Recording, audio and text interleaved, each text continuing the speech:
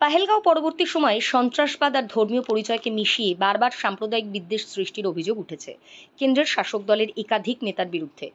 তাদের একের পর এক দায়িত্বজ্ঞানহীন এবং উস্কানিমূলক মন্তব্যের জেরে কার্যত যুদ্ধের উন্মাদনা তৈরি হয়েছে দেশ জুড়ে ছড়িয়ে থাকা সমর্থকদের সমাজে। हम सभी ने बीते दिनों में देश का सामर्थ्य और उसका संयम दोनों देखा है।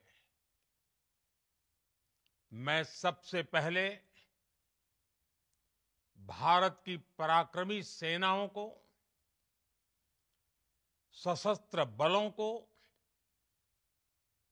हमारी खुफिया एजेंसियों को, हमारे वैज्ञानिकों को, हर भारतवासी की तरफ से सैल्यूट करता हूं। সেই উন্মাদনার গোলাবারুদ মুহুর্মুহু আছড়ে পড়েছে সোশ্যাল মিডিয়ায়। ড্যামেজ কন্ট্রোলে নেমে সেই অভিযোগ উড়িয়ে দিতে জাতি পরিচয়ের ঊর্ধ্বে থাকা ভারতীয় সেনাবাহিনীর ঐক্যবদ্ধ ছবি প্রকাশ্যে এনেছে খোদ কেন্দ্রীয় সরকার। मां भारती की मान मर्यादा के लिए जान की बाजी लगा देता है। ये देश के हर उस नागरिक की आवाज है जो देश के लिए जीना चाहता है, कुछ कर गुजरना चाहता है। भारत माता की जय। সেই ছবির প্রধান মুখ হয়ে উঠেছেন সোফিয়া কুরেশি আর ভামিকা সিংহের মতো বীর জওয়ান। কিন্তু সরকারি তরফে যুদ্ধের জিগির থিতিয়ে যেতেই এবার সেই যুদ্ধ উন্মাদনার উত্তাপের শিকার হলেন স্বয়ং সেনা জওয়ান সোফিয়া কুরেশি। নজিরবিহীনভাবে এই বীর সৈনিকের জাতিগত পরিচয়কে হাতিয়ার করে ক্যাডার তাতানোর অভিযোগ উঠল বিজেপি শাসিত মধ্যপ্রদেশ সরকারের এক মন্ত্রীর বিরুদ্ধে। মঙ্গলবার দেশ জুড়ে ভাইরাল হয়েছে এক ভিডিও, যেখানে নিজের রাজ্যের এক রাজনৈতিক সভায় ভাষণ দিতে দেখা গিয়েছে মধ্যপ্রদেশের বিজেপি সরকারের অন্যতম এক মন্ত্রী কুঁয়ার বিজয় সাহাকে। পাকিস্তানের জঙ্গিদের উদ্দেশ্যে তাকে বলতে শোনা গিয়েছে, আমরা তোদের বোনকে পাঠিয়েছিলাম। जिन्होंने हमारी बेटियों के सिंदूर उजाड़े थे, वही कटे पिटे लोगों को हमने उन्हीं की बहन भेज करके उनकी ऐसी की तैसी करवाई। एक बार मोदी जी के लिए जोरदार ताली बजाएं। আর এই বক্তৃতার ভিডিও ভাইরাল হতেই প্রবল রাজনৈতিক শোরগোল পড়ে গিয়েছে গোটা দেশে।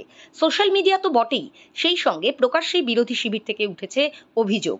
মুখে বিজেপির কেন্দ্রীয় শীর্ষ নেতারা যাই বলুন না কেন, আসলে তাদের হিন্দুত্ববাদী এজেন্ডায় ভারতীয় সেনাবাহিনীকেও ঘুঁটি হিসেবে ব্যবহার করার ব্লুপ্রিন্ট তৈরি করা হয়েছে, যা আসন্ন কয়েকটি রাজ্যের বিধানসভা নির্বাচনে ব্যবহার করতে চান তুঘলক রোডের কার্যকর্তারা। जिन्होंने हमारी बेटियों के सिंदूर उजाड़े थे, वही कटे पिटे लोगों को हमने उन्हीं की बहन भेज करके उनकी ऐसी की तैसी करवाई। एक बार मोदी जी के लिए जोरदार ताली बजाएं। ঘটনা হলো, বিজেপির এমন একজন রাজ্য নেতা তথা মন্ত্রীর এহেন স্পর্শকাতর মন্তব্যের পরেও দলের কোনো স্তর থেকেই এখনো পর্যন্ত ড্যামেজ কন্ট্রোলের চেষ্টা দেখা যায়নি, বরং পরিস্থিতির রাজনৈতিক সুযোগকে পুরোপুরি কাজে লাগাতে স্বাভাবিকভাবেই আসরে নেমেছে কংগ্রেস সহ একাধিক বিরোধী দল। তাদের কটাক্ষ, এটাই বিজেপি তথা কেন্দ্রীয় সরকারের আসল রূপ। তাদের ধর্ম হিন্দুত্ববাদী আর জাতপাতের রাজনীতির হাত থেকে মহিলা এমনকি দেশের বীর সৈনিকদেরও রেহাই নেই।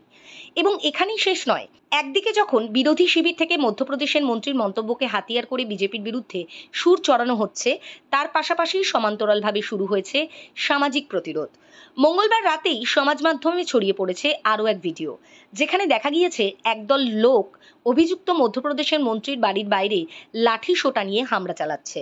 যদিও এই ভিডিওর বিরুদ্ধে এখনো সে রাজ্যের বিজেপির তরফ থেকে এখনো কোনো প্রকাশ্য মন্তব্য করা হয়নি। তবে উদ্ভূত এই পরিস্থিতিতে সংশ্লিষ্ট এবং অভিযুক্ত কুঁয়ার বিজয় সিং এর বিরুদ্ধে দিল্লির শীর্ষ নেতৃত্বের তরফে কোনো পদক্ষেপ না করায় ঘটনায় শুরু হয়ে গিয়েছে নতুন জল্পনা। তবে কি সরকারের প্রকাশ্য সেকুলারিজমের সমান্তরালে বিজেপি আরএসএস এর হিন্দুত্ববাদী এজেন্ডাতেও অদূর ভবিষ্যতের রাজনৈতিক সুবিধা পাওয়ার জন্য সাম দিয়ে রাখা হচ্ছে? তবে কি আপাতত যুদ্ধের আগুন মিলিয়ে যেতেই ভারতীয় সেনাদের ব্যবহারের কাজও ফুরিয়ে গেল? Bureau report, digital news Bangla.